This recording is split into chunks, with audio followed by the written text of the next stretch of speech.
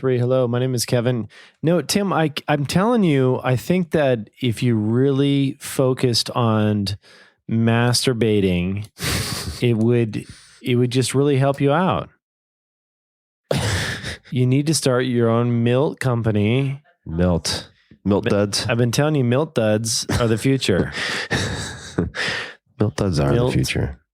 Milkduds.co.nz. Everybody check it out. Milk duds. Optimal minimal.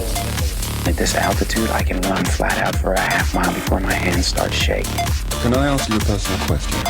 Now would seem an appropriate time. What if I did the opposite? I'm a cybernetic organism, living tissue over metal endoskeleton. The Timferriss Show. This episode is brought to you by AG1, the daily foundational nutritional supplement that supports whole body health. And I do get asked a lot what I would take if I could only take one supplement. And the true answer is invariably AG1. It simply covers a ton of bases. I usually drink it in the mornings and frequently take their travel packs with me on the road. So what is AG1? AG1 is a science-driven formulation of vitamins, probiotics, and whole food sourced nutrients. In a single scoop, AG1 gives you support for the brain, gut, and immune system. So take ownership of your health and try AG1 today. You will get a free 1-year supply of vitamin D and 5 free AG1 travel packs with your first subscription purchase. So learn more, check it out. Go to drinkag1.com/Tim. That's drinkag1, the number 1, drinkag1.com/Tim. Last time, drinkag1.com/Tim. Check it out.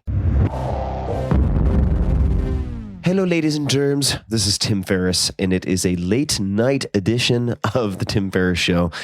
And I'm recording this from rural Japan, trying not to wake the friendly neighbors. So I'm going to keep this short. This is a special edition random show. And for those of you who have not experienced the random show, it is, as the name would indicate, a random collection of exchanges between myself and Kevin Rose, entrepreneur, one of the best stock pickers, both in public markets and in the startup game, early stage investors I've ever met. He's incredible and also hilarious, where we really just banter and talk about our favorite things, new discoveries, what we're up to. And in this particular episode, we discuss Japan and how to do it cheaply, how to do it in a very, very fun way, different recommendations. We talk about building apps. Kevin is extremely good at this.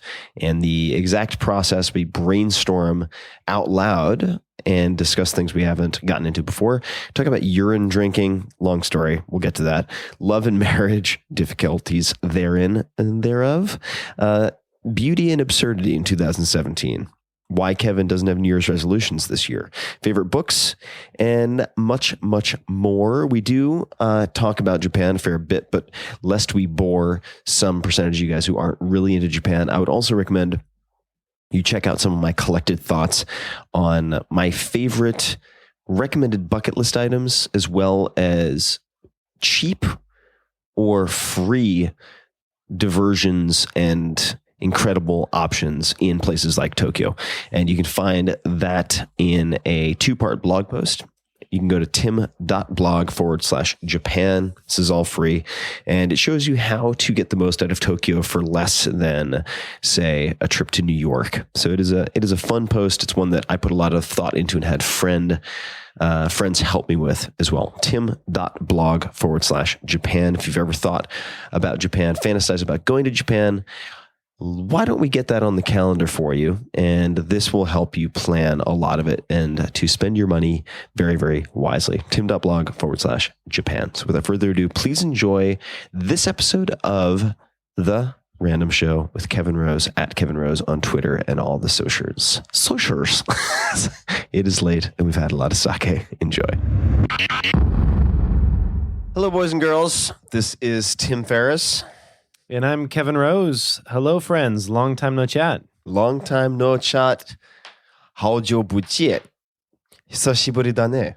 That last one is effectively long time no see in Japanese, which is appropriate because we are here for a special edition of The Random Show in Kanazawa, Japan.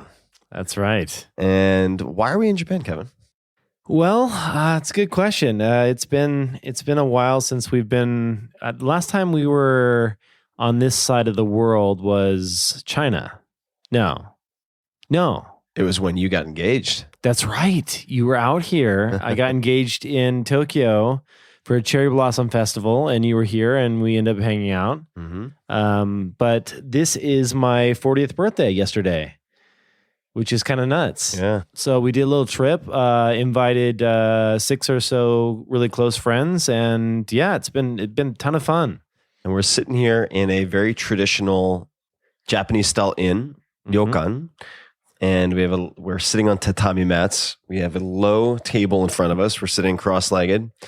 And we have some booze. We've already had a fair amount of sake. So instead, we've switched gears. I have some red wine. You have whatever that is. I have a Suntory premium malt beer, which is brewed with pride, is what it says on the outside there. So Japanese do everything with pride. Everything with pride. I love it. I love it. Well, Cheers. Kanpai. Kanpai. So kanpai, we'll do a couple of language things, and then we'll get into our usual random odds and ends, bits and pieces. But kanpai is empty glass. That is cheers in Japanese. In Chinese, same characters. Ganbei, also empty glass. But the funny thing is, you told me this, it doesn't mean chug. Doesn't mean chug. No, most people think when you say kanpai, you just put it straight back, you chug it, boom, done, slam the glass, that's it. Which is not true, yeah. But there's another word. There is. What is it again? Ikki. Ikki. So if you go ikki, ikki. Ikki, ikki, ikki. Like ikki, ikki is one breath. And that means chug. Okay. So different uses to be used sparingly or all the time in the case of K-Rose. And we are at Araya as the name of the place. And if you hear any waterfall-like sounds in the background, that is because we have a natural onsen bringing water into the rooms where there are wooden tubs that are effectively indoor-outdoor. There's an open wall, so you look out into a forest/hillside, and the steam pours out into the great outdoors. It is winter, so there's tons of fog and mist and so on. It's just a magical place. Yeah, it's absolutely beautiful. And one of the reasons why I chose this place to stay is, one, I had never stayed in a ryokan, like traditional Japanese house before, and I always wanted to do that.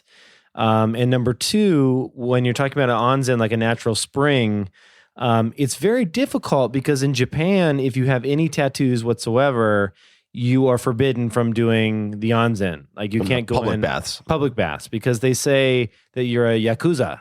Yeah, it's associated with organized crime. So if you have tattoos, as Kevin does, yes, My Little Pony on both deltoids. They're beautiful. I got the long-haired with the tassels. It's quite a breathtaking thing. It is breathtaking. And you are not allowed to go to public baths, or most of them. Also true in, say, hotels where they have beachfront. You're not allowed to go on the beach if you have exposed tattoos. Also hotels when you're going to just use their kind of spa. Because I went in there one time, I was staying at, I think it was a Peninsula, and went in to use a spa, and she goes, tattoos? And I said, yes. And she handed me flesh-colored tape, like a little square of tape. And I have a few, and so I was like, I'm going to need the whole roll, and it ended up not being, it didn't actually happen. I didn't go in, so I would have been kicked out. But this is nice. It's in our room. So every single room here has its own little private bath, hot water being piped in, and it's been very relaxing. And I should say also, we're not going to talk about Japan the whole time, but I do think Japan is worth highlighting for a few reasons. I mean, I was an exchange student here at age 15, which was really my first time abroad. And that year completely changed my life. I lived with host families. I went to a Japanese school. I was the only American in my class photo, which was very easy. Where's Waldo? All in school uniforms. So like crew cut, white head, and then all Japanese kids, about 5,000. And it has proven to be such a subtle and nuanced culture. Simultaneously, you can come here as someone who doesn't speak Japanese, get completely lost, be completely bewildered. The English level is generally pretty low here. So it can be a totally alien environment where you can't read any signs, and it's not dangerous. Right. And the people will go above and beyond to try and kind of decipher what you're saying with your hands. Well, not only that. So why don't you tell the story of Tony and the earphones? Well, what are earphones? The earphones that he dropped on the side. Oh, yeah. So 2 days ago, well, there was two stories. Okay, so this is classic Tokyo for you, and it's part of the reason why I love Japan so much. Is like the people here are just so friendly and really concerned with your well-being. So Tony, one of the members that was traveling with us, he dropped his headphones, and just, we're talking standard kind of Apple headphones, white cord, whatever. And we walked into a coffee shop. And now, just for context, this is on one of the busiest streets in a shopping district in Tokyo. Yeah, so there's people just, Fifth Avenue in New York City. Yeah, just like all over the place, just, probably stepping on the headphones and whatnot. Somebody on the second floor of a building across the street was looking out the window, saw that these small white headphones fell out of his pocket, ran down the stairs, grabbed the headphones, figured out which coffee bar we had gone into, and then proceeded to enter in and hand back the headphones, which was just nuts.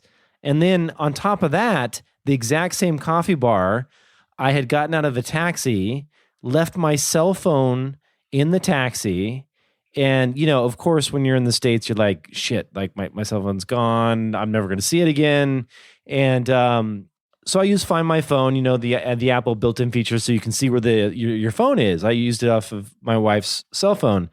And, it's 20, 25 minutes away from where we're at in a taxi. And I'm like, damn it. Like, how am I ever going to get this back? And I press the button which sends a signal to the cell phone. So it sends out an audible alert to the, so whoever is nearby can hear that.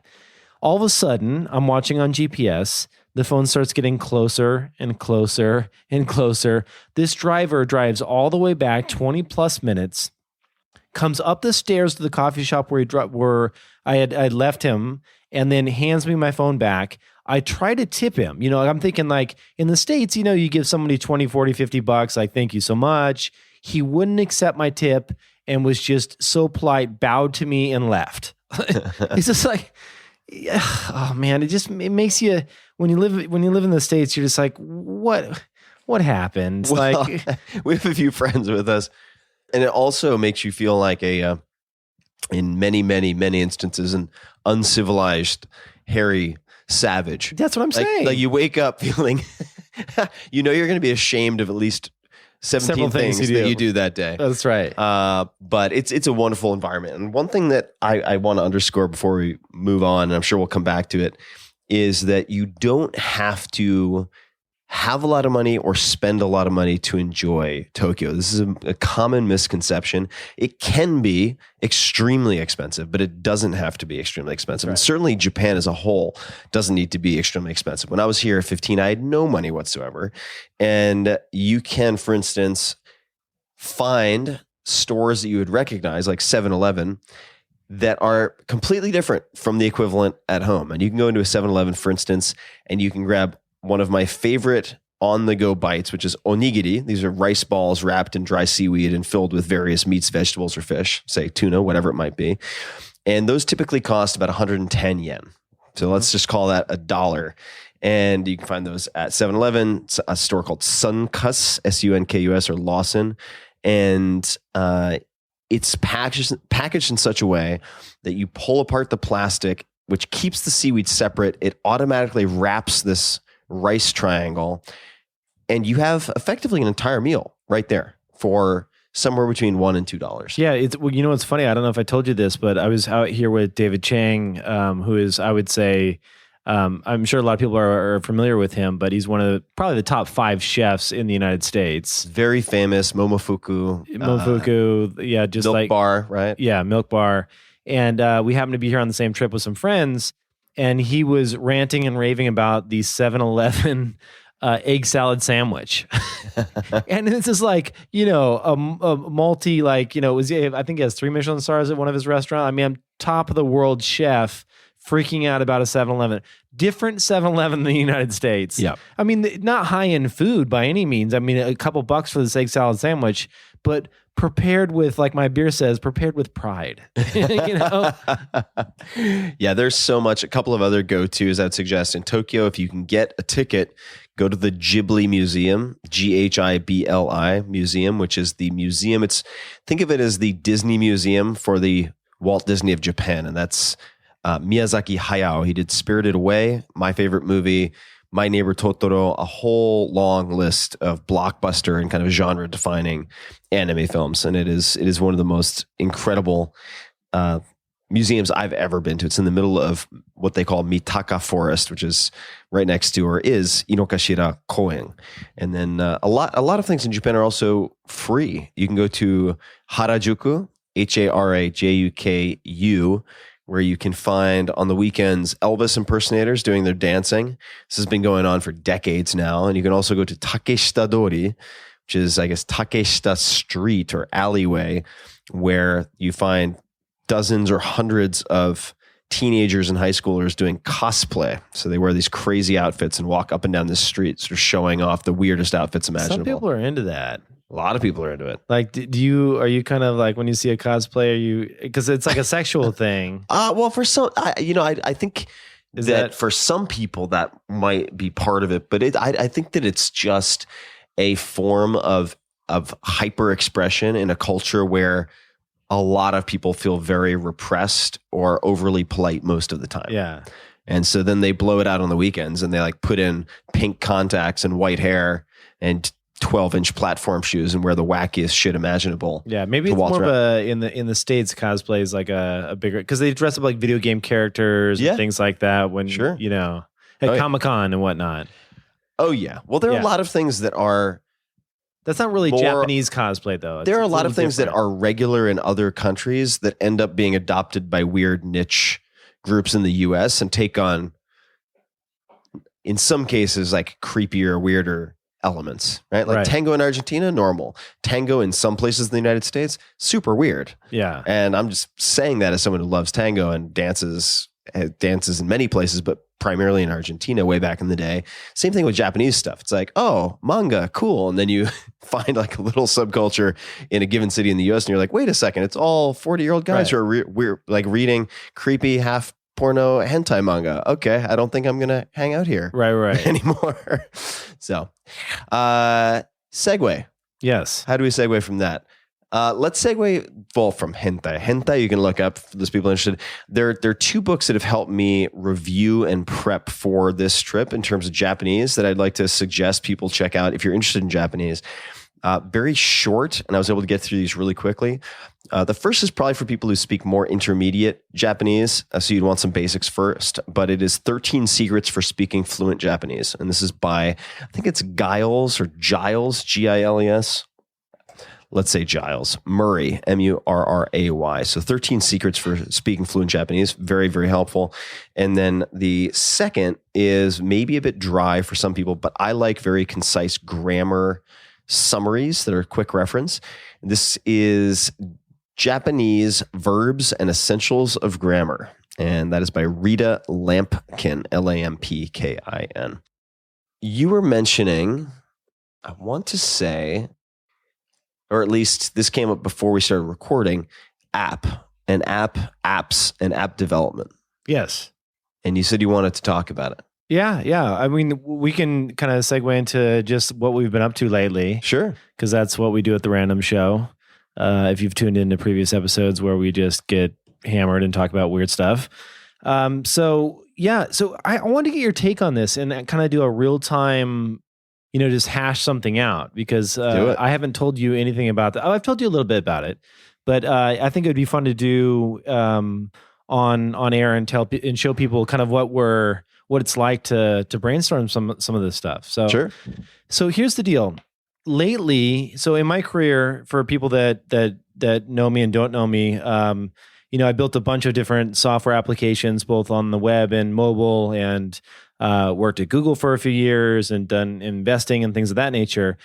recently I've got back into building apps. And so I built an app around fasting that helps people do intermittent fasting that I wanted to give away for free. And that's a completely free app. It's called Zero. And then I wanted to do another app recently around meditation. So meditation has been a hobby of mine on and off, I will say, like most of our friends that meditate, for probably the last, I'd say, 3 or 4 years. And I took a course in transcendental meditation here probably 6 months ago. Really enjoyed it. Mantra-based meditation. So when I say mantra, I'm talking about you receive a word, you repeat that word over and over again. You've done this before, Tim, obviously. Yep. And then you kind of go into more of a what would you call that state? It's almost like a hypnosis type state when you're doing the word over and over again. Very relaxing. Anyway, a different form of meditation versus a general mindfulness meditation.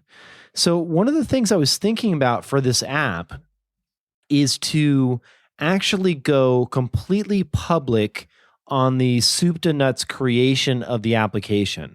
So starting off by showing the wireframes, doing a kind of weekly video and showing off, how you make certain decisions around app design, how you make usability trade-offs, like what gets included in the app, what gets excluded, how you have to re-record audio because you don't like certain pieces of the audio you're putting together. There's 1,000 things that go into app creation, but it's also really scary because at the same time, when any new entrepreneur is developing anything new, you kind of want to keep it close to the vest a little bit because it's kind of like your own secret sauce. It's your own proprietary stuff. What do you think about going very public? Because you are a very guarded guy. And like having known you, things, yeah. But having known you for many years now, yeah. Like you tell when you're working on a new book, and I've seen you now through many books, you won't even share chapters of the book. You keep that stuff very close and very tight. What are your thoughts either way on doing something like this? So the books are a unique animal to me in that respect, where I feel like memes can inadvertently be released into the wild and gain traction in ways that are unforeseen if you start talking about a book that is going to take potentially 3 years to do too early. And then that can create knockoffs and maybe push the way forward in such a way that you were paddling in the perfect place. And now you're going to be 6-12 months or more late to a party where you would have a superior product. But since you're not the first to market, you're not the first to mindshare. Mm-hmm. So with books, I think that crowd sourcing ideas and feedback is most valuable in my experience when you have a clear idea first of what you would like to do, and then you use the wisdom of crowds to select from options that are of equal appeal to you.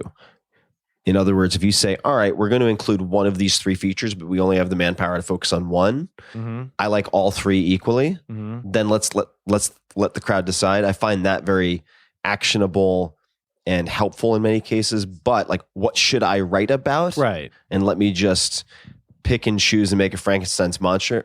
I find that very, very difficult. But in the case of an app, what is the, from where you are now to potential launch, what type of timeline are we looking at? 3 months. I wouldn't be worried at all. Yeah. I'm not too concerned about it. I'm just curious to think about. It's a lot of work, obviously, to air it all out there because you don't want to be this one-way communication where you just are pushing out content and you're not taking in feedback. Sure. So, I was going to do a custom Slack group where I invite in a few hundred people, have them listen to the different various meditations as they're being developed, because I'm going to do both male and female voices, guided meditations. I want to be the first app to actually teach mantra meditation. Nachos over and over again. That is not going to be one of the mantras. Anyway, it's a new thing for me to actually, because, in building so many different pieces of software over the years, when I had started Dig here back, like 10 years ago, and Reddit, and we had competitors around. We were very cautious about which features we launched because they were getting cloned so quickly. Like almost like you said, whereas like if you kind of like put out there this idea for a genre, all of a sudden you can have 10 or 15 other books spring up before yours is actually out there, and they gain mind share, right? Yep. So I don't know. It's just it's potentially me being just a little bit gun shy here. Yeah. Well, sorry to interject. I would just say that I do small, I would say, test group development for a lot of the content that goes into my books. Well, this is what you did for your first actually book cover, right? Or the name of it, right? Weren't you doing... Did Google AdWords testing. Well, didn't you also print out covers and put them on a book? Tell people that story. I did, yeah. This is a story fewer people know. So a lot of people have heard about how I used Google AdWords to come up, or not to come up with, but I had about half a dozen titles and subtitles that were of equal appeal in effect for the 4-hour work week, and tested them on Google AdWords for $150 or $200 over the span of a week, and figured out very quickly, or Google figured out for me, which combination worked best to maximize click-through. Then that just went to an under construction page. But the other way that I tested was I printed out sample covers, different covers, once the title had been decided, and wrapped them around books that were the same size, and put them up on shelves at the borders that used to exist on University Ave in Palo Alto, and sat there keeping track of how many people picked up different based covers. On the title. Based on the cover. Or based on the cover design. That's right. Okay. Yeah. So you'd already decided the title. Yeah. So I'd swap the covers every whatever it was hour or so, and just stand there. What were watching. some of the covers? Do you remember what they looked like? It was mostly color scheme. Okay, so it wasn't like... it was mostly color scheme. There were some design elements, but I do test. But I would say a few things. Number one, you could capture the process and then release those after the app is launched. Mm-hmm. I think that would still be of equal value. I don't think you need to broadcast them while you are still in development. I don't think that's a necessity. Quick question for you, though, because I've wondered about this myself. I use Slack internally for a lot of my work with my team, but I've heard mixed reviews about Slack channels for communities. Some people seem to love it. I've had other people who will remain unnamed. Well, they cap who say, don't do it. It's a huge headache. Why use a Slack channel as opposed to, say, a private Facebook group?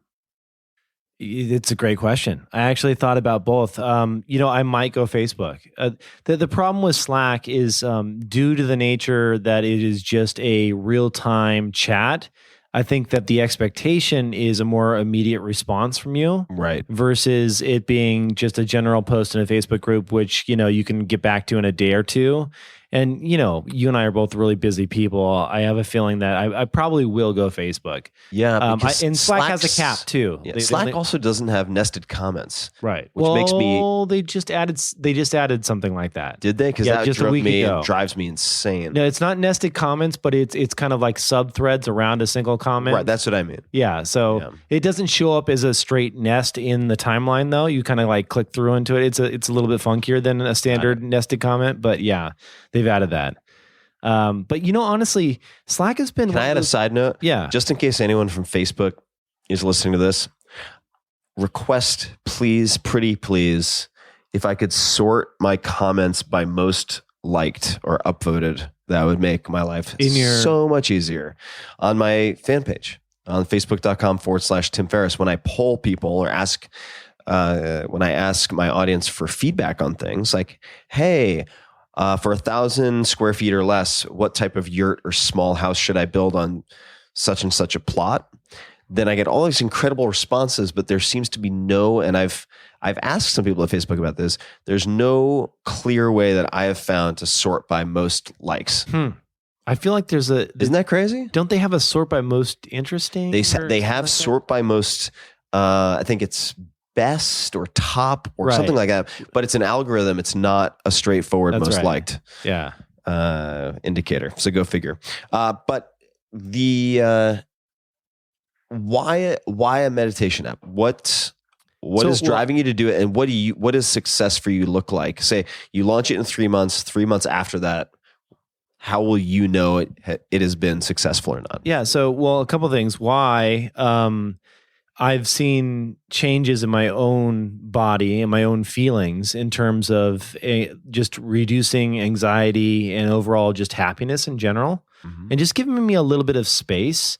To be honest, there's a lot of great apps out there. Yeah. I think that Calm and Headspace are two great ones. Yeah, definitely. I've used both of them for many, many sessions.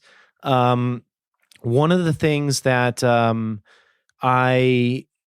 when I started taking TM, the Transcendental Meditation that teaches mantra-based meditation, it was a very expensive process. For most people, spending $1,500 on a 3-day course is just, that's a big chunk of their pay. For sure.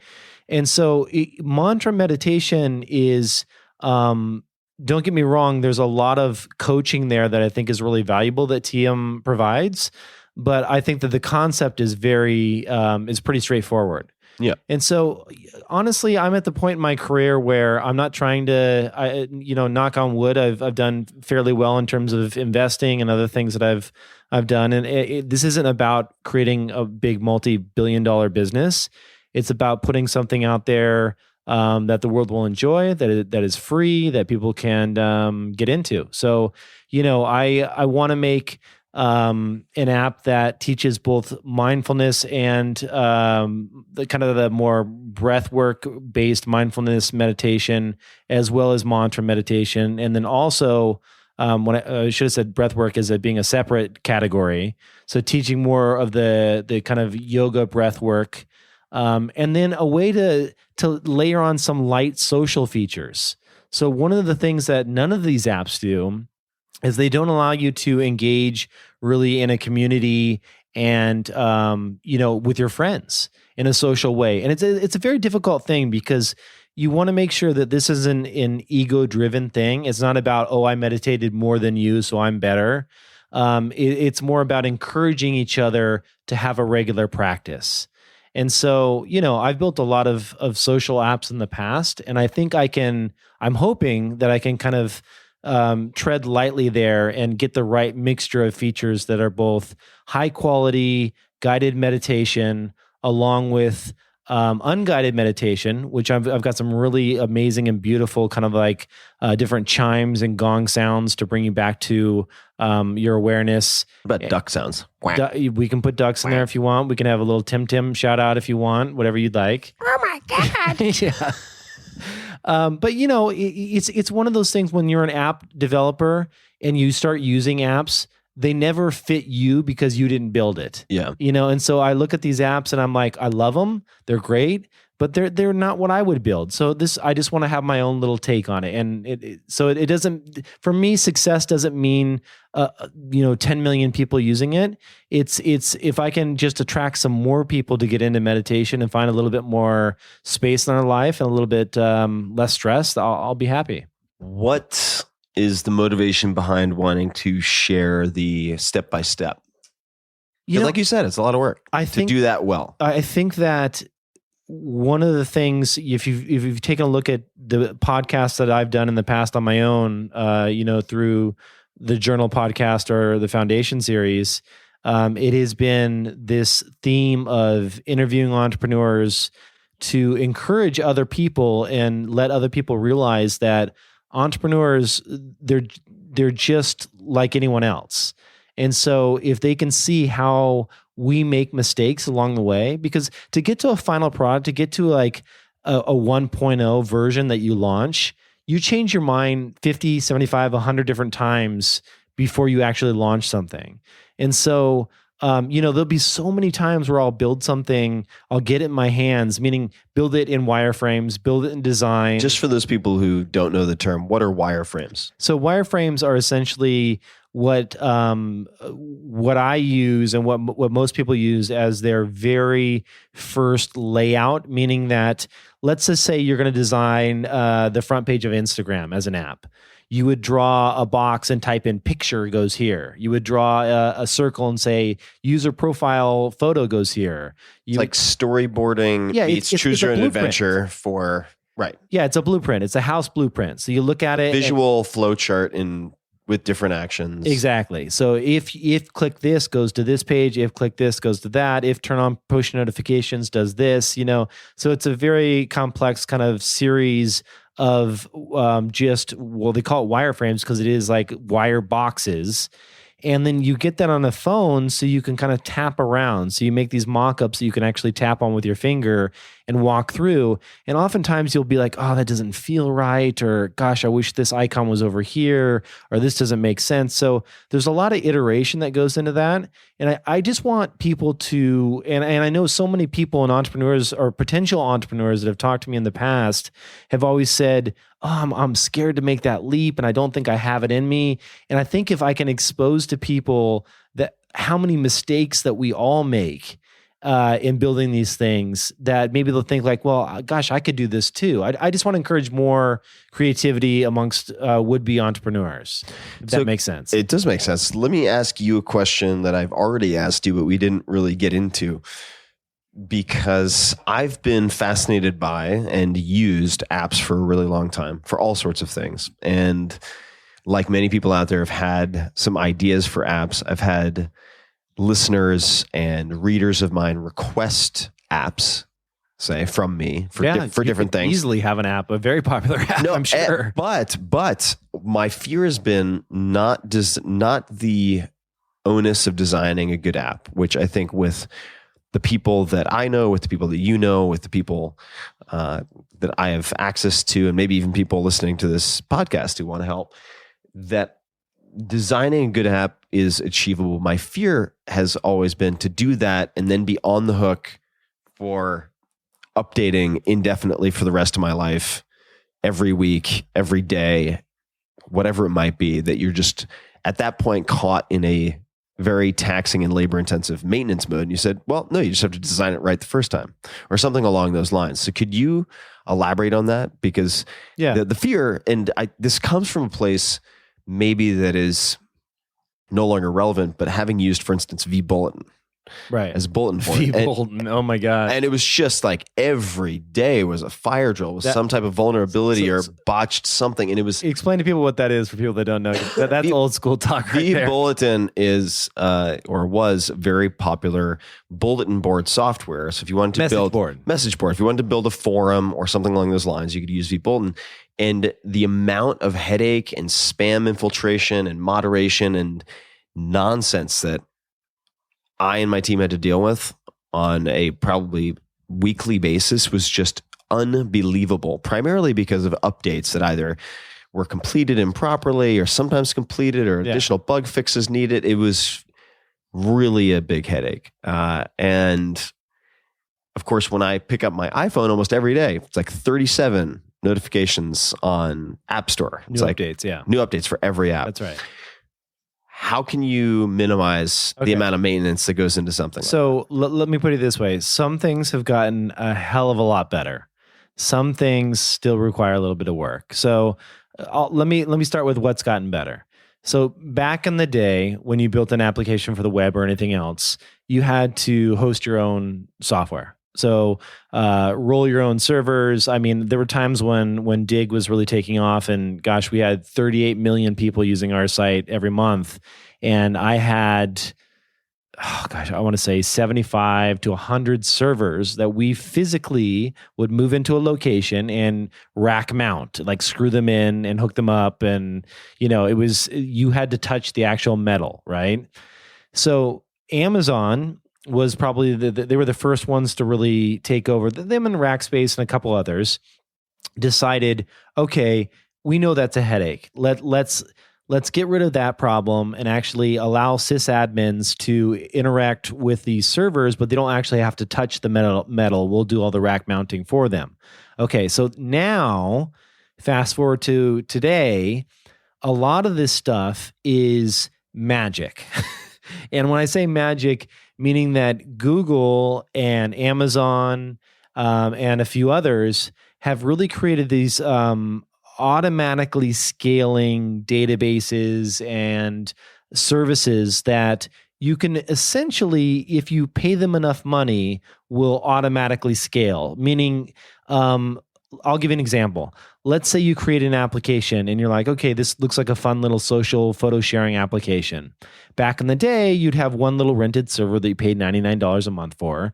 And if you become popular, your server falls over, it stops working, you're screwed, you're running all over the place, you're paying people to rack mount more servers for you. Google has figured out, and many others, Microsoft and all of the big players these days have figured out that they will handle all of that and automatically scale things for you. And they've created certain types of databases and other services that more or less automatically scale. So if you become Snapchat overnight, it's just a matter of dollars going in. It's just a matter of your credit limit on the Amex you have on file. Exactly. So there's none of that concern anymore. So that's the nice piece that's been taken care And of. so we're talking about, say, Amazon Web Services. That's right. What are some of the other? I mean, Microsoft, Heroku to some extent, even though it's a little bit more managed and sits on top of Amazon. Oracle has some stuff that plays in this space. All the big players all have the usual suspects. Exactly. Yeah. So the thing that is difficult, the one thing that is tough, is that you still manage the application. So if you're building an app, let's just say Snapchat, for example, and you want to make a change to a feature in your app. So if you have the Tim Ferriss app and you're like, okay, I want to feature podcast, but guess what? You know what? I want to add blog posts now too. You have to write that additional change, or if there's a bug in your app, you have to fix that bug and push out a new release.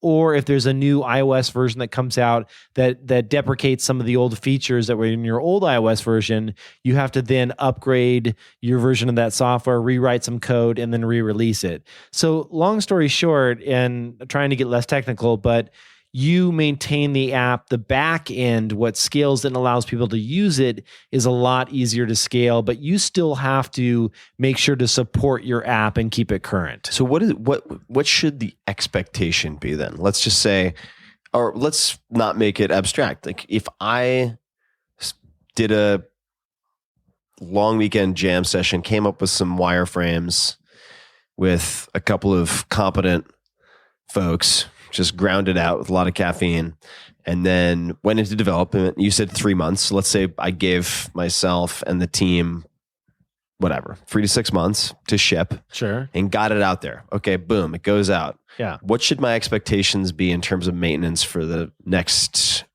year? Your expectation should be that within if it has moderate popularity. So Yeah. it's not Snapchat, but it also just doesn't die on the vine. Okay, so within the first 48 hours, there's going to be a bunch of bugs that show up just because you have a massive people using it for the first time. That's to be expected. Sure. Different OS versions. Happens with books too, by the way. Yeah, exactly.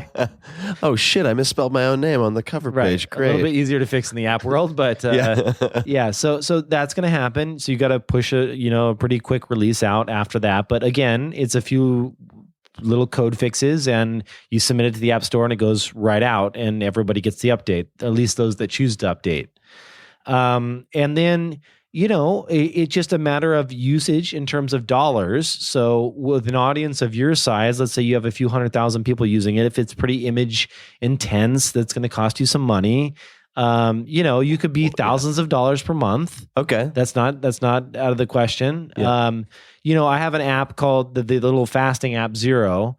It doesn't require any back end, which is awesome because it's all localized on the phone. So I don't have to pay anything for that. It just runs. It's just like a software program that runs on the phone. Right. Exactly. Exactly. It stores all the data locally, all of that good stuff. So that's really easy. If yours is just pulling an RSS feed and making a really easy way for people to have a conversation and enjoy your podcasts, that's a pretty straightforward thing. That's not going to cost you a lot of money. I mean, that's going to be next to nothing. You probably wouldn't even need a back end to do all of that. So, it's just the cost of actually developing the app. And so, that can range from anywhere from a few $1,000s to $10,000 or $15,000. In terms of cost. So I'm not concerned so much with the cost of bandwidth. Maintenance is not a ton, by the way. It's more managing developers it's like, oh shit, Apple rewrote the book and came out with an OS that makes half of the app obsolete. Though. They always give you a lot of time. Anytime Apple makes a major change and they say, hey, this is going to be deprecated over, it's always a year, and then it's not you're not going to be rewriting stuff from the ground up. I mean, there was a point where that happens every few years. Like Apple will move from Objective-C to say Swift, which is their new programming language, which they did a few years ago. But still, they support the old stuff. So, it's not the end of the world. But the upside is huge. I mean, you have the ability to push notifications anytime someone that's listening to this, when you receive one of those push notifications, that is such a very powerful way to pull people back into your brand and back into your product to get them to be your top of mind then, right? Like how else right now can Tim Ferriss tell you about something new in his life? Via Twitter? Sure. But how many people are actually going to be on Twitter? Twitter's like throwing a golf ball into the, the Niagara Falls and hoping that somebody sees it. You hope somebody sees it. On Facebook. You could boost the post and get a little more people to see it, and you pay a little bit of dollars there. But when you own your own app and you get people to opt in for those push notifications, those are real actionable things that people swipe into, and then they're back into your experience. So the engagement is really high and worthwhile. Well, I mean, what I've fantasized about is, for instance, having the ability to centralize all of the various bits and pieces of the experiments I'm doing and so on in one place, right? So you would have the social feeds and all that stuff within the app, but then you'd have the podcast. Then you'd have the ability, for instance, when I'm traveling, as I do a lot, if I'm in Nashville or I'm in Tokyo or I'm in Detroit or wherever it might be, I could actually send push notifications based on location. Oh, absolutely. To people within 100-mile radius. Yeah, it's called geofencing. Yeah, geofencing. So it's like in 2 days, I'm going to buy drinks for anyone who wants to swing by Joe's Bar at this time and this night, and just push it out to people who are in that zone. I've told you should build your own app. Yeah. It doesn't have to be that crazy. Start off with something that people can just opt into, get some great updates from you. And you can slowly expand it over time. That's the one thing that I always try and encourage people to do is this doesn't have to be everything on day one. Like that's the beauty of software updates. Like start with what you think are take your laundry list of 15 features that you would like to see in the next 2 years, narrow it down to 3 to 5 that you must have for version 1.0 and go launch with that. Yeah.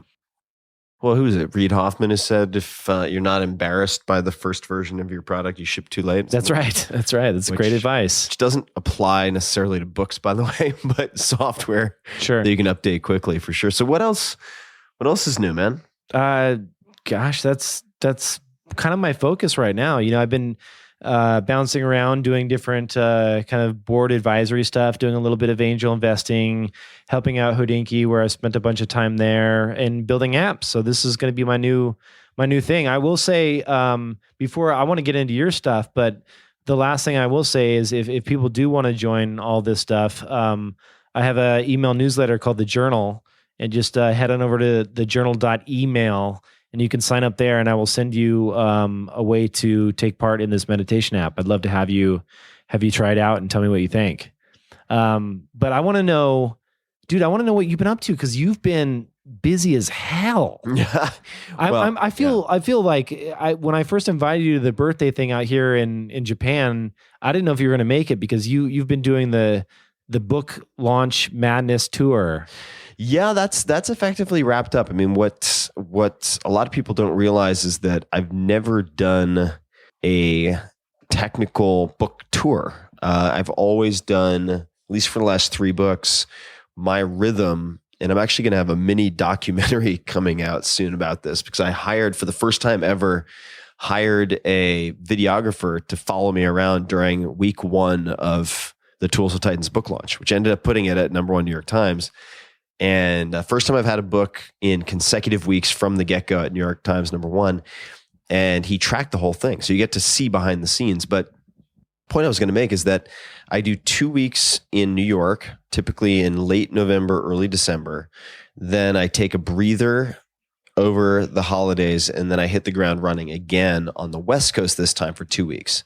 And that's it. That's effectively the book launch, because keeping in mind that a lot has been set up and put in motion months before the actual publication date. So there are things that are locked and loaded and ready to go on day 1 or day 0, I guess. But the book launch was book launch is a 24/7 engagement.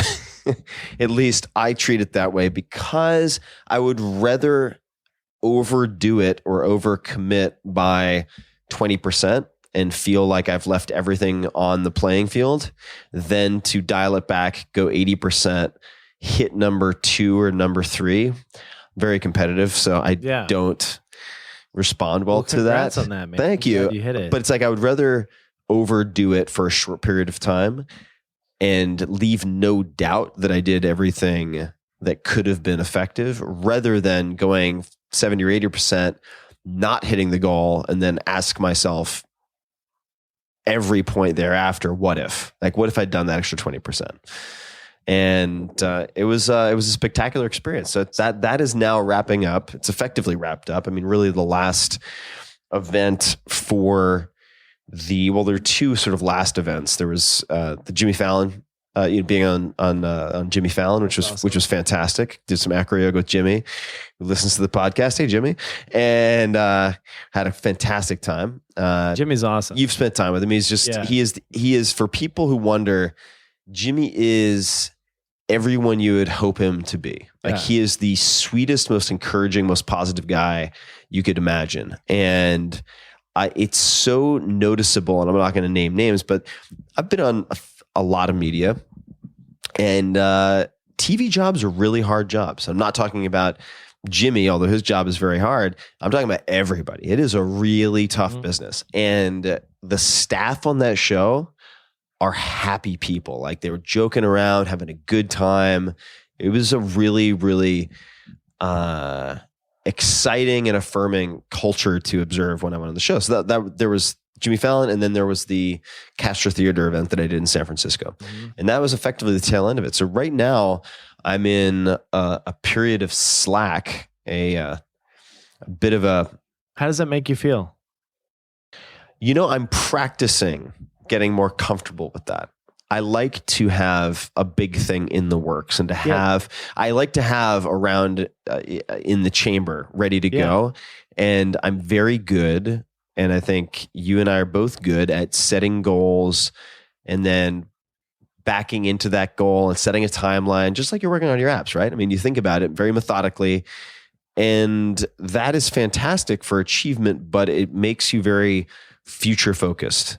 And I think that you can leave appreciation and happiness on the table a lot of the time if you're always future focused. So I'm trying to deliberately not have an immediate huge project to jump into next. And how does that make me feel? I'll be honest, at times very uneasy, because I feel like things are red hot. I feel like there's a lot of encouragement from other people to strike while the iron is hot. And I think that selectively that's not bad advice, but I remember BJ Novak said to me once on this podcast, in fact, and I'm paraphrasing here, but he's like, if Will Smith doesn't do a movie for 3 years, people aren't like, where's Will Smith?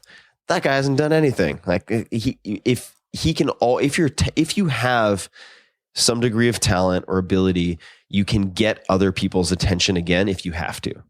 And so I think that sense of urgency where it's like, no, I have to do another big thing. Or else what? Yeah. I don't think that there's that. I don't think that pressure is intrinsically healthy or helpful necessarily. So right now, I just finished reading this book. I think it's Cal Newport, who wrote a book called Deep Work, just about really mitigating the reactivity that a lot of people experience on a daily or weekly basis, to focus on different types of deep work, whether that's blocking out 3 hours in the morning, whether that's blocking out a day a week, whether that's blocking out a few weeks a year, as Bill Gates does, to effectively go off the grid and do a lot of deep reading, deep thinking. Having some type of commitment and scheduling in advance that allows you to do that is something I've been thinking about a lot. So this year I've been proactively looking through 2017 and blocking out extended periods of time for unknown purposes. Yeah, I was curious about those unknown purposes, because I would say that, I first met you when you launched your first book at the launch party. Yeah, the Hunt for Red October. Work week, yeah, on the boat. On the SS Jeremiah working Homeland Security warship, if people want to. It's for rent in San Francisco. That's right. You can rent out a boat for a party. It's actually pretty badass, the old warship. But the one thing that I've seen you do is you've found your next thing every few months or every 6 months or so, something like that. Sure. What do you want? What do you want your tombstone to read? Like, well, what's it going to be when you sum it all up and you pass away? We're all going to die. Sure. What is Tim Ferriss at the end of the day? Yeah, I don't think it'd be something grandiose. I think it would be a teacher who always wanted his students to be better than he was. I think that's it. Something along those lines. So you consider yourself a teacher then? I mean, more than a writer for sure. Writing is just a vehicle for trying to impart things that I've learned. And yeah, but your writings are teachings, and I think everything that you've done has been about teaching, right? In some capacity, absolutely. Or it's a vehicle, it's a tool that I use to teach. And I always thought I was going to be a 9th or 10th grade teacher, actually, but I think it's a very critical window for a lot of kids. I know it was for me. And it just so happened that the book, and now the podcast even more so, provides, because it can be a secondary activity versus a book, an opportunity to reach more than, say, a classroom of 30 to 50 kids or fewer, and takes it to the millions instead, which is a huge opportunity. And I think about it a lot. I think it's a huge opportunity. It's a huge responsibility not to squander it. What do you want to teach people? I want to teach people how to think bigger, question the limitations that they've set for themselves or that have been absorbed from people around them, whether that's family, friends, critics, otherwise. And to test intelligently, to experiment intelligently. I think if you do those 3 things, you're set for most things, at least in terms of goal achievement. I think if you train yourself, and by train, I mean practice in some systematic way, thinking big, questioning limitations that you've accumulated or that you've assimilated from other people, and then experimenting intelligently and knowing how to limit your losses and how to think about downside in a non-fearful way, if that makes sense. Yeah. In effect, learning to be able to ask, what's the worst that could happen, and then planning experiments within the boundaries. Yeah, I think you're kind of set for most things, whether that's learning a language, building a huge business, helping a group of people overcome drug addiction, whatever it is. I think that those 3 are very, very, very critical. So when people look at kind of what you've done over the last few years, you've launched a series of successful books. You just made the cover of Entrepreneur magazine, which is awesome. Yeah. I think from the outside looking in, and I know I've had been fortunate as well to have people ask me a very similar question, which I want to ask you, is, they tend to think that people that have a little bit of success, they have it all figured out. Yeah. They, and I think in reality, at least for me, that's never been the case. Yeah. What don't you have figured out? I mean, I think you could ask me, what do you have figured out? And I'd have trouble coming up with answers. And that list is a lot easier because the more that I could give you, I think that. What are things that you struggle with? Thinking about marriage and kids. I want to get a little deep here tonight. Thinking about marriage and kids for sure. Okay. Marriage and kids. So relationships is tough. Is tough because if I'm looking at it empirically as, say, an investor in certain social constructs, as it's typically.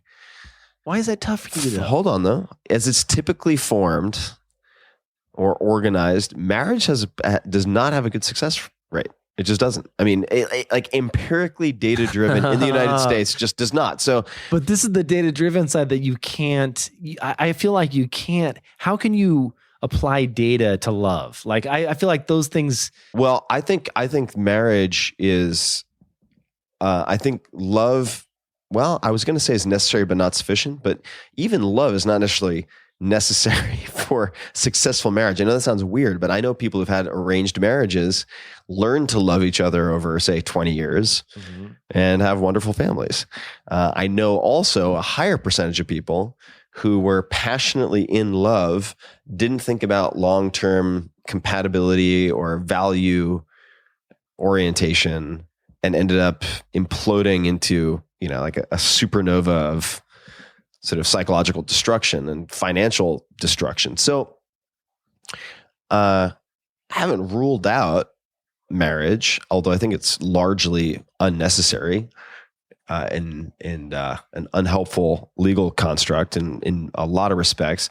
Kids is more interesting to me, but it's those are a few areas in my life with a lot of variables involved, changing variables, both known and unknown. That is tricky. It's tricky, and I like to be really good at whatever I do.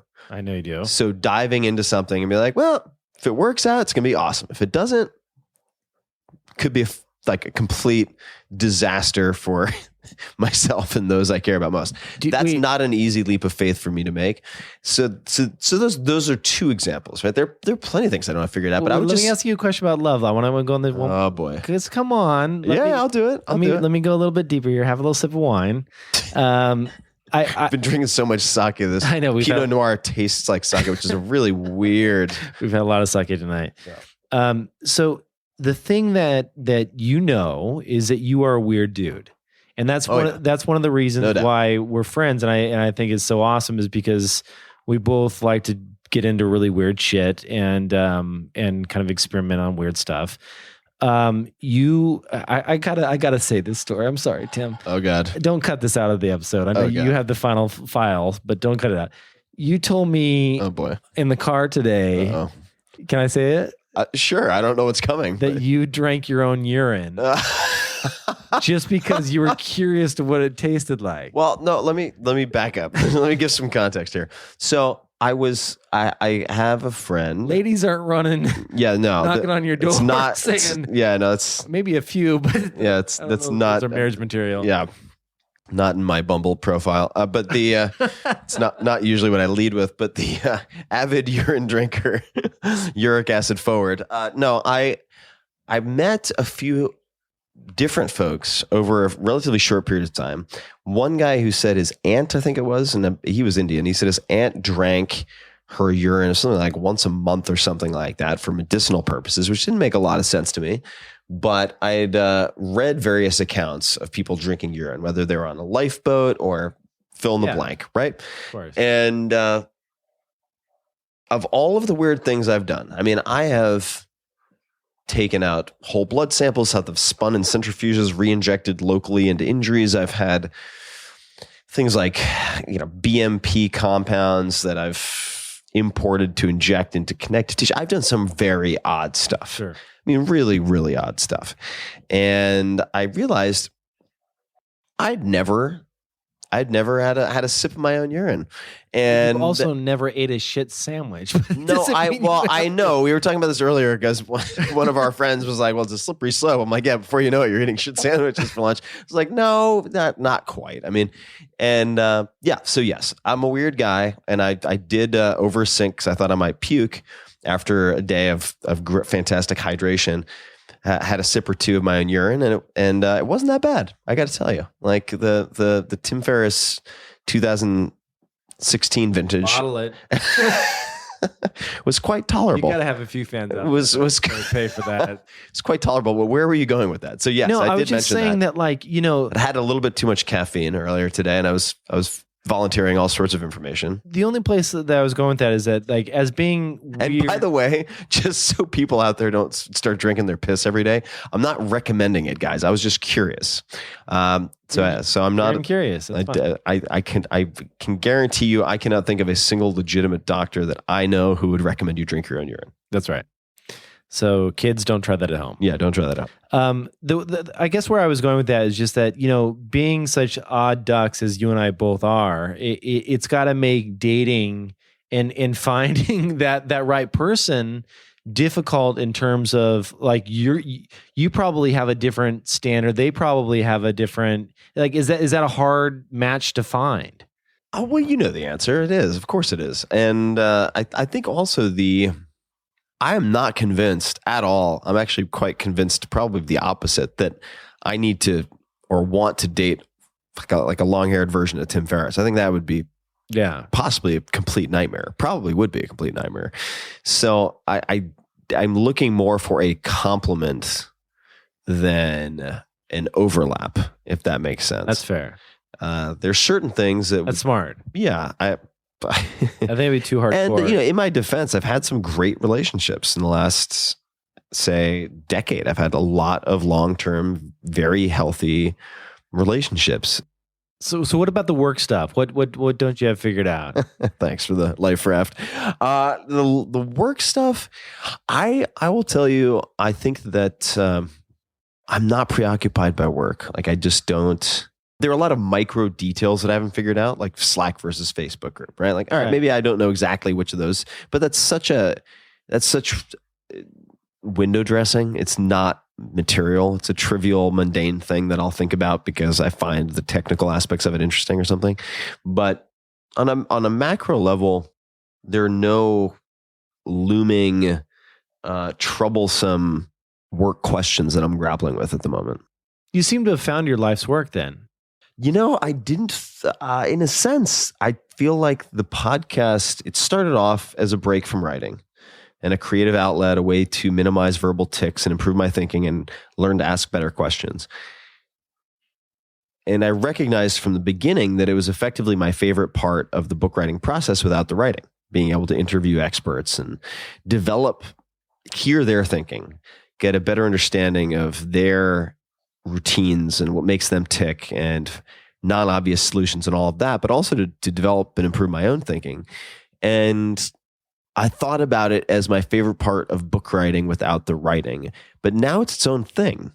And the podcast itself is something I enjoy so much and was never expected. It was never expected to go as long as it's gone. I mean, I'm at 225, 250 episodes now.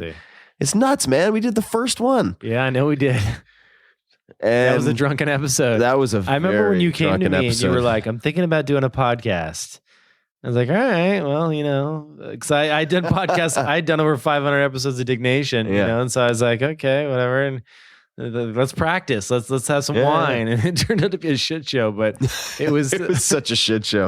It was fun. I'm glad I was there. I feel very honored to have kicked it off with you. So that's awesome. Yeah, it was fun. So the work stuff, I would say the question I'm asking myself this year, 2017 for me is, I've resolved to think a lot about absurdity and beauty as criteria for projects that I take on, because neither of them lend themselves very well. And we could debate this, but neither of them immediately lend themselves very cleanly to analytical sort of quantification that I rely on so heavily. Does that make sense? Like, I'm good at that. Yeah. Let's give me an example. Absurdity and beauty. Well, absurdity, I would say in simple terms, would be doing things just for the fuck of it. Right. That from the outside looking in, or maybe to anyone, don't seem to make any sense whatsoever. Urine.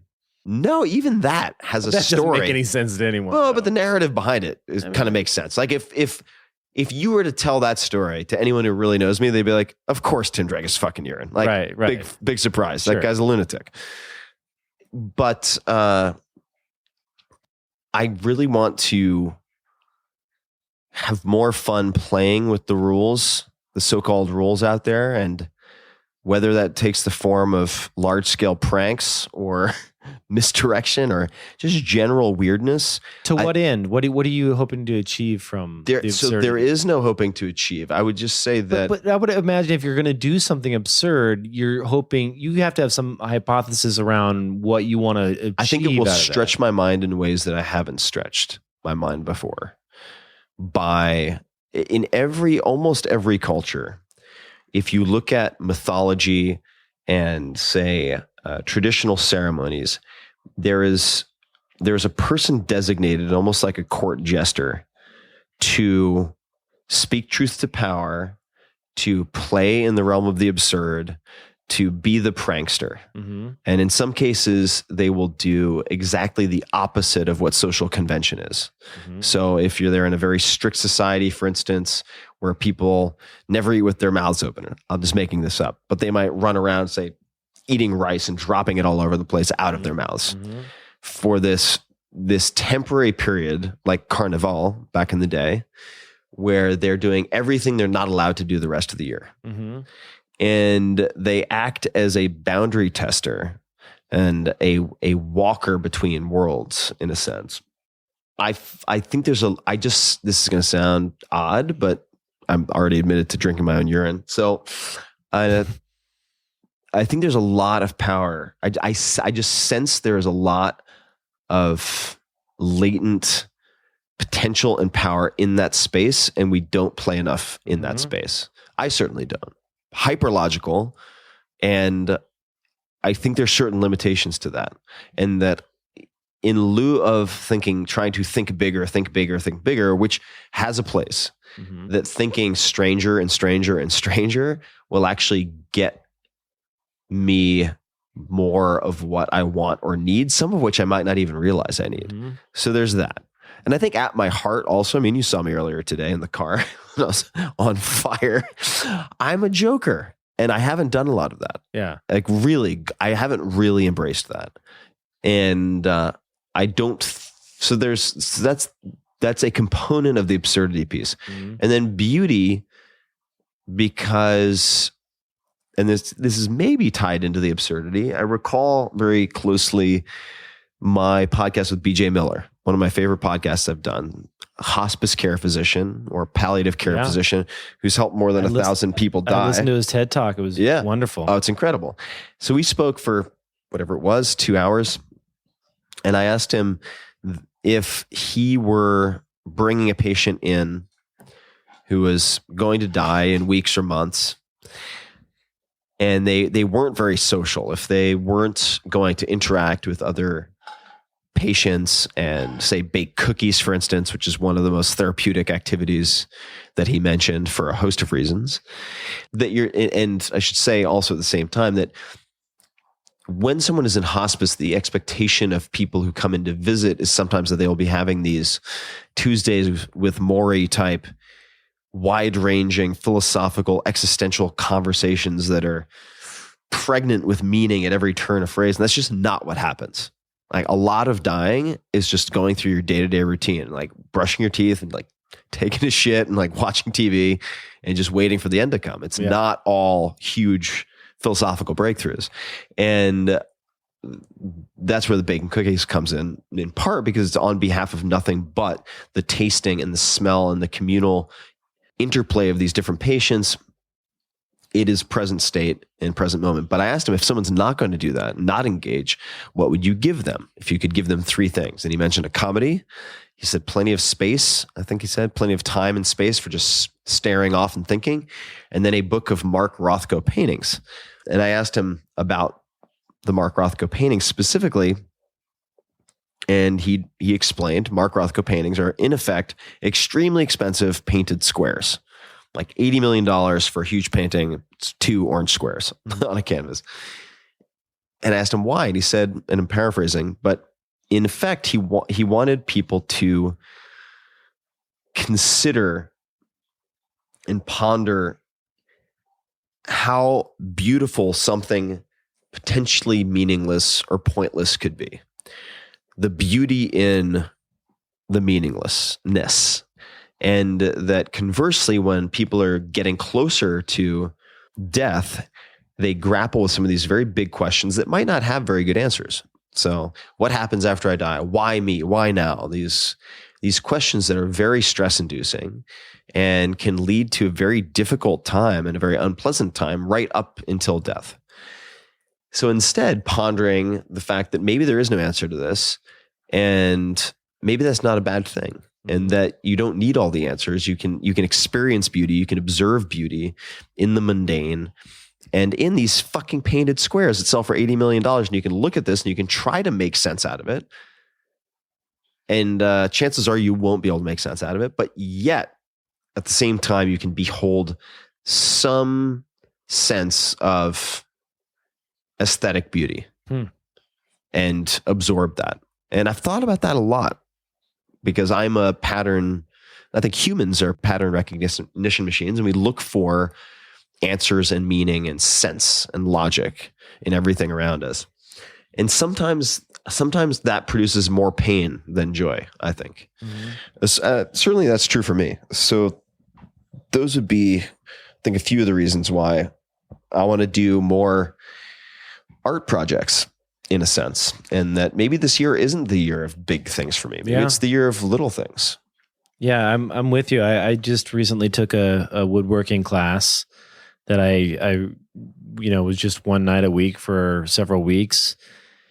And woodworking was something that my father was really into before he passed away, and I never really got a good chance to.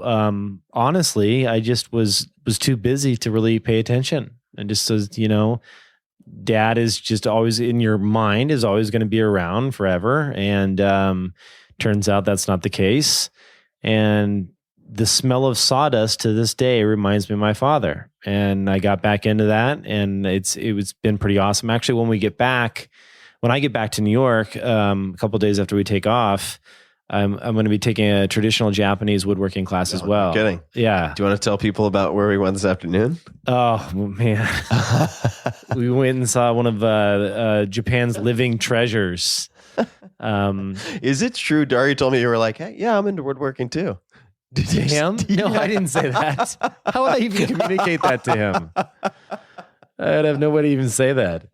We visited, let's see, it was, let me think, Kawagita. Mr. Kawagita, who's a national living treasure in Japan. In terms of woodworking, and I think there's one of 7 total. Yeah, and he was the youngest to ever receive the national treasure at 59. I want to say, and now he's 82. 82. Yeah, beautiful stuff. Yeah, amazing. We both got suckered in and bought a few of his pieces. I'm so happy about it. Yeah, so am I. And these pieces, in some cases, take 5-10 years to make because they have to slowly whittle down a huge piece of wood to smaller and smaller forms. And at each step, they have to effectively let the wood rest to dry, among other things, so they can work with it effectively. And I didn't know that about the sawdust. So, I mean, when you walked into that workshop, sawdust, shavings everywhere. Oh, absolutely. Just reminds me of my dad. Yeah, 100%. It's cool. I love doing stuff like that, though, in the same sense that of kind of pushing yourself into uncomfortable situations. Daria, my wife, thinks I'm crazy because I try to find at least, I would say, 3 to 5 things per year that push me in new directions. For example, it was snowing in New York recently, and I like to walk around in Birkenstocks in the snow, and my feet freeze. I don't know why I do it, but I like how it brings me to the present moment. It sounds crazy, but one of the things I really enjoy about meditation is I can calm the mind. This is also one of those don't try this at home, kids. Yeah, I know, but don't lose your toes. But it's not like I'm out there for like 4 hours, but I go out and take my dog out for a walk, and I think people look at you a little strange, but it's just like you feel life. You feel that moment. I can feel it right there, And I think that's why I did Wim Hof's ice training. It's also why I've done extended fasting. Like things like that just really force you into kind of just this very, very, very present moment, which is awesome. And it's hard to get there. I'm not going to act like I'm some zenned out Buddhist master because 99.9% of the time I am not. But you know what I'm talking about. I do. You go into a meditation, and most times, to be frank, meditation is just your mind jumping all over the place, being monkey mind. Nachos, But nachos, every nachos. once in a while, nachos. I've never done the duck. No, but every once in a while, it just turns into something beautiful, and that's what I want more of. So anyway, So how are you thinking about producing that more for yourself this year? gosh, I this is the first year that I actually did away with New Year's resolutions because I don't want to force myself into having to prove something, or I'm actually just going to take it month by month. I just turned 40. I feel pretty confident where I am in life, and I want to be more vulnerable and just kind of, I feel Vulnerable to whom? to everyone. I feel like my entire life I spent trying to build up to be something and constantly try and find the next level, to level up, to look for, if I could only make X number of dollars more per year. Oh, if only I could achieve this. If only if my startup could do this. Like, it was always this trying to push to level up. And it's just, man, I can't do it anymore because it's physically pulling me down. And two, there's no happiness to be found there. I think you and I have been very fortunate in that we've done some amazing things in terms of things that money can buy. And I can tell you that that's not where it comes from. Like, just because you are sleeping on a slightly better mattress or have better walls or a better front yard or whatever it may be, that's not going to make your happiness starts in the brain. It's like, and until you can settle that and come to peace and come to terms with your brain, nothing physical is going to fill that void. Yeah, it's something that people always say. I mean, I'm not saying anything new here, but I realized that. And so, I watched that documentary, the Minimalists. You've heard about those guys. Mm-hmm. I like their general message. I think that the idea of just like scaling back, and I've sold a bunch of stuff on eBay. I hadn't used eBay in like years, and I just got rid of a bunch of shit, and I'm happier. I have less things to maintain, less garbage. I have a new rule. Oh gosh. Well, I don't know if this is going to sound, this is my rule. I'm one of those people that get very wrapped up in the hot new thing, meaning that if someone's like, oh, you should try this supplement. And I know you're like this, Tim, because you told me you have like 20 bottles of unopened supplements of. Well, we were talking about the 2 a.m. Amazon Prime delirium. We're like, that's a fantastic idea. And then you're like, wait, why do I have 3 different like Chinese foot massagers? Right. How did I get these? And you're like, oh, right. I see what happened. Yeah. I mean, it's easy to just want more things. And so my new rule is that if it's going to cost, probably I'd say more than $50, $75, I wait 30 days. And if in 30 days I still really, really want it, and it makes sense in terms of like, your budget or whatever it may be, and my wife's not going to be pissed at me, then, you can decide to buy it or not. So how do you keep track? Do you put it on an Amazon wish list? Yes, I save it as a wish list. Yeah, if it's on Amazon, I do. Otherwise, I put it in a reminders doc. And I got to tell you, I've done this for reminders doc where? There's a reminders app built into Apple. I see. And I will tell you that I've done this now for about 3 months, and I would say 80 to 90% of the shit I would have normally bought, I just don't buy anymore. It's awesome. Great. It is awesome. And I'm less stressed. I have less crap. Yeah. I've done this with clothes. I just donated a ton of my clothes that I don't wear. And I probably have a quarter of the clothes that I used to. You were telling me about, before we sat down, you said I have 300 t-shirts. No, I didn't say 300. I said I have too much shit. And I pulled out this shirt that I'm wearing right now, which I got for free, which I love. It's very comfortable. But I was like, I probably have 50 t-shirts. That's fucking ridiculous. A, and B, I guarantee you, anyone who's spent time around me could be like, oh yeah, those are the 8 t-shirts that you wear. You don't even wear those other 40. Oh yeah, I wear black t-shirts most 99%. So I've been fantasizing about going a little jobsy and then just getting a uniform, being like, okay, I'm going to wear Mizzen and Main chinos with a black t-shirt and like Vans slip-ons, and that's it. Yeah, that's hard on the dating life though. Like my wife would be like, change it up a little bit, Yeah, I'm okay. I wouldn't have anyone to veto my monotony. I mean, There's no one who would care enough about that kind of thing to veto the monotony of my wardrobe, which, let's be honest, is not exactly, Gucci catwalk wear. I gotta say, that's one of the things that we did this little, well, I don't have to tell about what we did the dinner thing about we did this little thing at dinner where when I turned 40, I went around the table and talked about things that I really admire about everyone that was at the dinner. And one of the things that I don't know if I'd mentioned this about you, but that like, as you've increased your popularity and wealth and everything else over the years, you still keep it the same, man. You got t-shirts and like flip-flops and cheap shoes and all kinds of shit. I love that though. That's like, you just keep it real, which is kind of awesome. Yeah. Well, I worry about, and we talked about this. Experience stretching. So you call it experience stretching. I don't know why it's called experience stretching, but hedonic adaptation, same thing, which is the unfortunate phenomenon of adapting to new levels of comfort or quality in the things that you own. Oh, I can explain it. So that your new baseline for below which you become dissatisfied and unhappy goes higher and higher and higher. I've got the best explanation ever. So here you go. You start off, you have a wonderful trip planned to Maui and you're like, gosh, I'm going to the beach. This is going to be awesome, right? That's amazing. Yeah. Then you see a sunset. You're like, oh, beautiful sunset. That was great. I really enjoyed that. You go to bed. Next day, you wake up, another sunset. Beautiful sunset. Oh, guess what? I'm going to have a glass of scotch with this. It's 12-year scotch. This is great.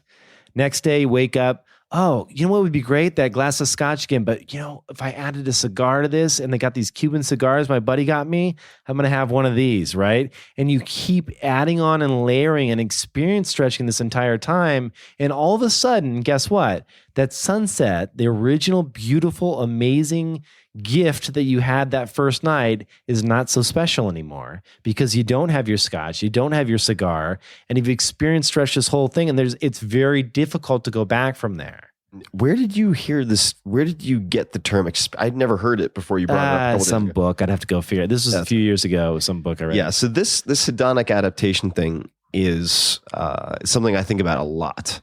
And part of why, I was just mentioned Maui. I was just in Kauai a few weeks ago with Laird Hamilton and Gabby Reese. So Laird Hamilton, famed big wave surfer. Everybody should see Riding Giants documentary. It'll blow your mind. And Gabby Reese, his wife, is equally impressive in a million ways. And a bunch of other folks like Brian McKenzie and so on for XPT training, which was ice exposure, heat exposure. Oh, I love that. Underwater weight training. Don't love that. Yeah, which is intense. And a number of other things. Kelly Starrett was also there. All of these people have been on the podcast. And the safe dosing of pain or discomfort maybe in those circumstances, and the practice of, this is part of what appeals to me of the idea of a uniform also, is getting, say, not fancy t-shirts, but like Hanes, just wearing something super basic, right? Few dollar t-shirt for a period of few weeks would help me to remember, or it would help to reinforce the fact that nobody really gives a shit. Most people are like, maybe 1 out of 100 people will even notice. And then second, that it doesn't matter. Like, it doesn't materially impact in any other way my life. And in fact, it simplifies a lot. And by doing that, I will be less likely to feel compelled.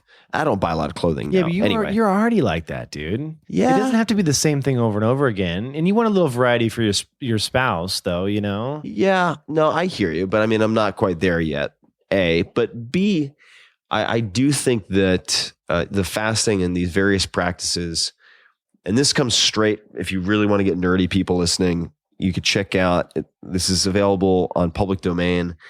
If you search for Seneca on festivals and fasting, that is letter 13 in a collection of letters called the Letters to Lucilius. And it talks about setting aside a certain number of days each month or a week each quarter to subsist on the cheapest of food, the coarsest of dress, etc. so that you offset this hedonic adaptation, which leads to some pretty miserable outcomes. Taken to an extreme, you and I both know and have spent time with people who have hundreds of millions of dollars who are miserable cunts. Oh, for sure. I mean, they're really unhappy people, and they're like, oh, my day was ruined because my friend only brought me a $500 bottle of wine instead of a $1,000 bottle of wine. I can't even drink this. Yeah, it's too bad. Ugh. That's disgusting. It's a terrible place to end up. And not that I'm afraid of that, because I drink like $4 wine from Trader Joe's and I'm perfectly happy most of the time. But I worry about that. Something I worry about a lot. I don't think you need to worry as much as most people, man. Yeah, that's true. You're pretty. I don't have laid very back expensive down there. tastes. Except when it comes to Japanese lacquerware, apparently. Yeah, and horse saddles. And horse saddles. Yeah, I You have go some. to Tim's house and he's got like crazy ass gold plated horse saddles and shit. I do have some weird stuff that I collect, also from Japan. Man. Well, This is fun. another wide-ranging random show. Anything else that you would like to mention before we? Yeah, I've two things I'll mention. A little plug at the very end. My once a month newsletter, which I two times in one show. Well, listen, it's a podcast too. Did I tell you? I Did I tell you know. I started my podcast back up again? Are you Yeah. really? Well, it's under the Journal now, but yeah. So I have a newsletter called The Journal. You can subscribe at thejournal.email. It's once a Great month. newsletter. It's a great newsletter. I got about 70,000 people on there that check it out. So I hope you join for that. It's also a podcast. I just had some great guests on. I've had Elon Musk and a bunch of other folks on there. I hope you'll give it a listen. You can just type in The Journal Kevin Rose into iTunes and find it there. So thank you guys. Appreciate it. I'll give a couple more recommendations for people who want to explore. One is a sake recommendation Oh my God. that we all had. And We went to the factory and oh just my God. gulped it down. We had the most hilarious, I have to just mention this tour because so sake factory tour is on the itinerary. So we show up and this guy ended up being great, but he's like, oh, hey, you guys. All right, great. Take off your shoes. Come on in. This is all in Japanese. And so we come in and he kind of walks us quickly past a bunch of these tanks containing sake. It's like, all right, you got it? All right, good. look in the tank. It's bubbling. Look at the It's tank rice. bubbling. All right, great. That's the tour. And then walks us into his tasting room. No. Wait, before that, the one thing he did do is at the end of the tank. This was the clincher. This is the clincher. Go ahead. So he had a sipping ladle, in effect, is the best way I'll describe it. And he gave us some extremely fresh, unpasteurized sake, which I'll be honest, folks, I'm a Japanophile. I've spent a lot of time here. I've had a lot of sake. Most of it kind of tastes the same. I mean, I know that's going to offend a lot of people, but generally, most of it, you're kind of like, okay. Good sake is good sake. It's sake. I mean, if it's terrible, it's terrible, right? Yeah. But this stuff was fucking unbelievable. Oh, God. Everybody. I wanted to drink the whole ladle, and it was a big ladle. And everyone on this trip can consume a fair amount of alcohol. These are experienced drinkers. And everybody was astonished. So we go in, then we go into the tasting room, and we're expecting he's going to sit down. It'll be like, here, well, first we're going to have this. Let me tell you about the notes and blah, blah, blah. But no, he sets out these glasses next to We each get one cup, about one glass. 10 bottles in a row. And he's like, yeah, no, just get in a line like buffet style and go down and have a glass of each one. And he puts the alcohol like pours into the bottle at the top. Did you notice that? Oh yeah, like a bartender. Like a bartender, yes. And so we just went down the line and just got hammed. Yeah, basically every person was ham boned by the time they were done with like a 45-second tasting of 10 glasses of sake. So we were in and out in like 45 minutes hammered and then bought all the sake. Oh, the most efficient sales job ever. However, the sake so good. is amazing. So this one has the hilarious name of Kiss of Legend, Japanese sake. And this is Junmai Daiginjo. Junmai is pure sake or unadulterated. Literally means pure rice. Junmai, which I believe just means they haven't added separate alcohol into it, which you can taste for sure. And then daiginjo, which means about, I want to say 60% or so of the rice husk, I think it's a little grain bit higher husk, than that. maybe higher, has been removed. And this should be reasonably easy to find. I'm blanking on the producer name, and my kanji are a little bit difficult to discern at this point in the evening. I would also say, for those people looking for a book to read, I'm reading right now, and I'm going to blank on the author name, but it is so far fantastic, called Genghis Khan and the Making of the Modern World. And spectacularly well-researched and well-written, and complements my favorite podcast series of episodes I've ever listened to, which is Hardcore History. That's Dan Carlin. Hardcore History, Wrath of the Khans. So I think they're very, very complementary. If you're more of an audio person, you could either listen to Wrath of the Khans on Hardcore History or get an audio version of this book that I'm reading right now. And I'm only about 5% into it, but it's incredibly intelligently written and just a compelling and well-researched account of this figure and the legacy they left behind. Awesome. And last thing I'll plug is a documentary called The Birth of Sake. I know we've talked about this before. Fantastic. But all shot on really beautiful HD cameras. I guess everything's shot on HD these days, but shot on beautiful standard def. Standard VHS. No, but it really does cover the entire creation, kind of soup to nuts, on creating sake and how much labor actually goes into the process. It's a really touching story. So check it out on Netflix. Okay, you know what? Since you mentioned your newsletter, I think I will mention mine as well. I'm pretty sure you can get to it. This is 5 Bullet Friday. It's very popular. Got lots and lots of folks, probably close to 1 million now, who get this every Friday. It's just a couple of recommendations, cool things that I found, like the sake or the book or other things that I've come across. And you should be able to find it if you go to tim.blog/Friday. That's tim.blog/Friday. It's free. And you can check that out. Birth of Sake, fantastic.